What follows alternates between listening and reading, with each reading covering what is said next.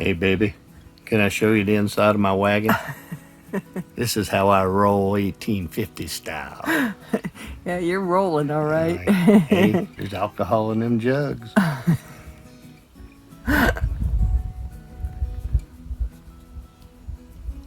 One way in and out of this place. Pretty big. Yeah. It says free admission on it. Look at all the structures. There's like a teepee, and there's our bones of structures. Wow.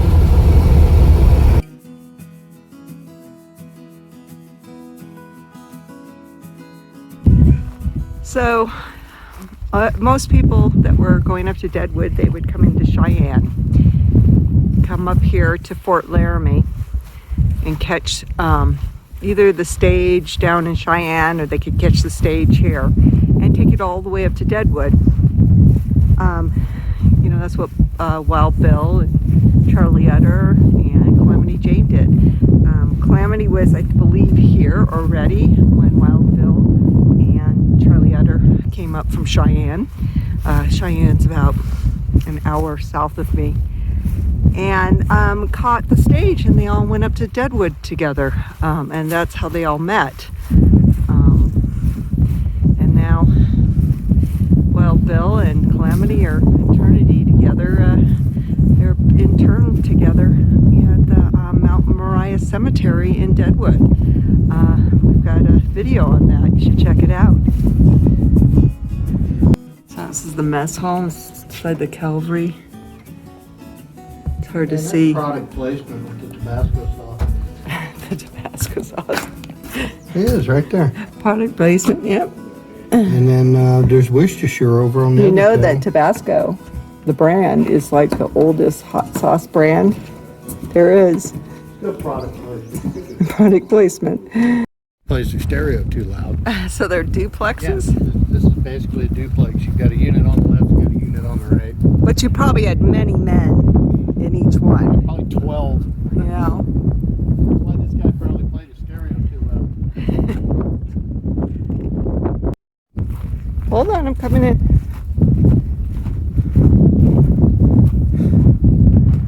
So these are the barracks. So it looks like those were like Franklin stove vents? Your wood around here, your lower wood, that was all your ceiling. Uh-huh. Then the upper wood was any type of gable or higher ceiling that they had. Yeah, these two holes in the adobe here were probably for Franklin type iron stoves. What do you think these were? Like, were these different rooms, maybe? Those actually, to me, look modern. Like their support structures? That's what it looks like. Yeah. So, Those do look modern. This is forms. Forms, Yeah. wood, concrete, Yeah. it's pea gravel. It's probably there to hold the structure up. I think you're right. Look at all the wood coming through. What's all the, see the, I don't know, there might have been wall bunks. oh, okay. You know what I mean? Yeah. So each one of these wood, Could be, I don't know. I mean, they go all the way through, see, because this one's a hole. Yeah, you would have wall bunks on the other side of the reverse plan, Yeah. just like the condo. So there's all The these. duplex. Interesting. Use the same design in modern prisons.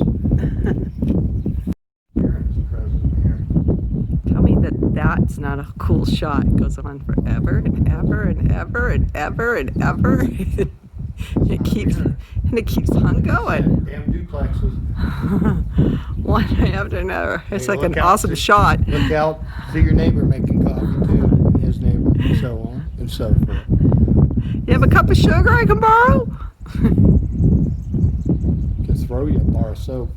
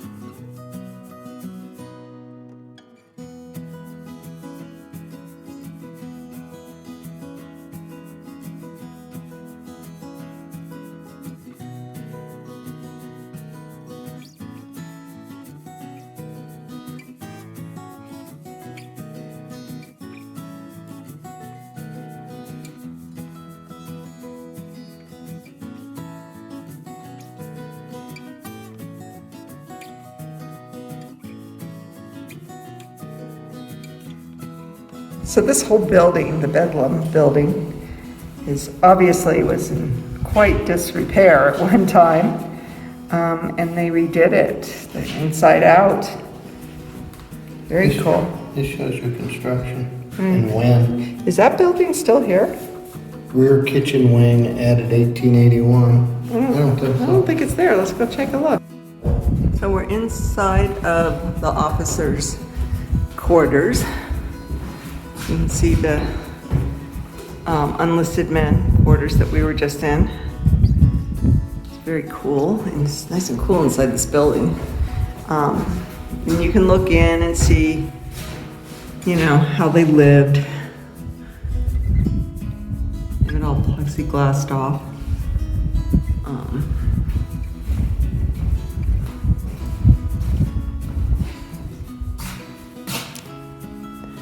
This looks like it was the officer's office. Pretty cool. Still has the cavalry hat sitting there. So it had a really nice kitchen. Looked like there was a bedroom back in there.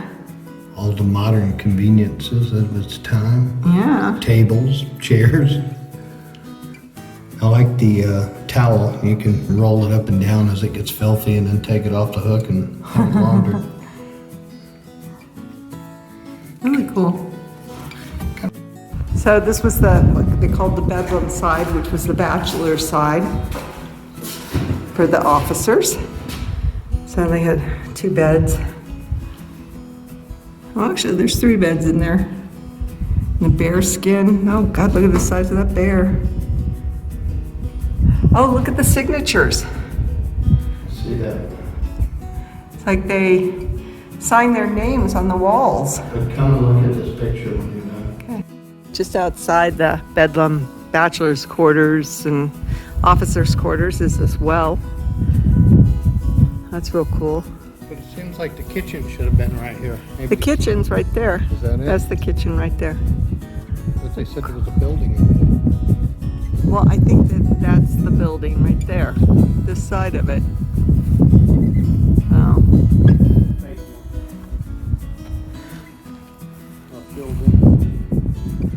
I had a beautiful view from up here.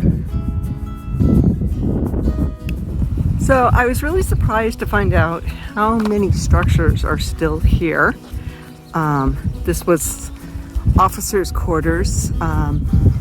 I know that they divided this in half, and one officer's family lived there and another officer's family lived on the other side. But I've heard that it was like a really cold building, and a lot of the families didn't like it because it'd be really cold in the winter and really hot in the summer. So it wasn't really as nice as it looks. But there's still a skeleton of many, many barracks, many buildings. I mean, this is pretty much Wyoming's first settlement. The existing buildings, look how many fireplaces are on them. Concrete ones by a third much Well, better. that was exactly the reason, because these are adobe and they were a lot warmer and better for the environment, and these were not. And, you know, the wind howls Constantly? constantly. Well, it's not now. It's absolutely perfect right now. Wait till the sun goes down. Yeah, and so these were a lot warmer. Oregon Trail travelers, after a long, tiring journey, eagerly anticipated their arrival at Fort Laramie. Here they set up camp, bathed, washed their garments in the river, repaired their equipment, and restocked their supplies while they waited for winter to pass before continuing on.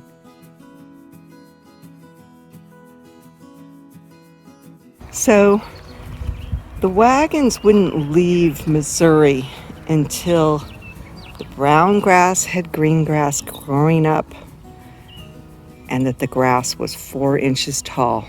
Then they knew that it was time to leave. So they would look at the brown grass, and if there were 4 inches of green grass growing up amongst it in Missouri, they knew it was time to leave for the Oregon Trail.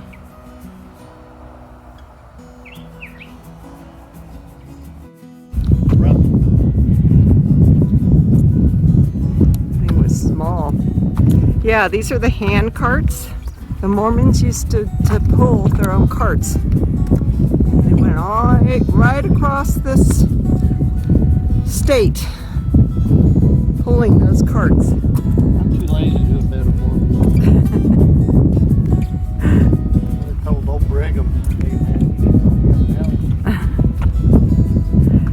Yep.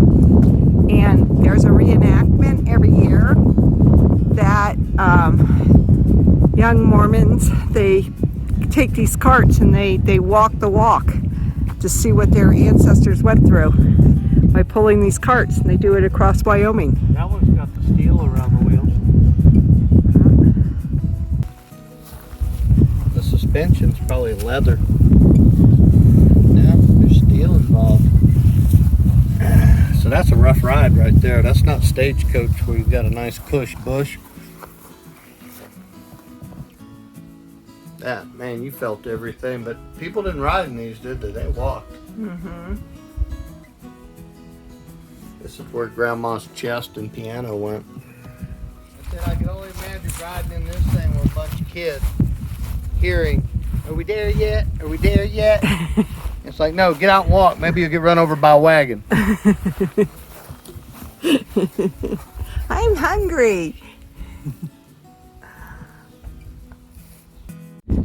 So this is the old Army Bridge over the Platte River, as you can see. It was erected in 1875. This is the present day bridge that takes you into Fort Laramie. And then this is the old one. Now you can just walk across it. But it was a vital link between Cheyenne and Fort Laramie and the military outposts. So they wouldn't have to ferry across, or, back in the Oregon Trail days, they would actually have to go across this river to get into Fort Laramie. But it was, it was a vital link. And the stagecoach would come across this to take you up to the Black Hills and Deadwood. So a lot of famous people probably rode on this bridge, such as Wild Bill and Calamity Jane, Charlie Utter. They all took this, went up to Deadwood together.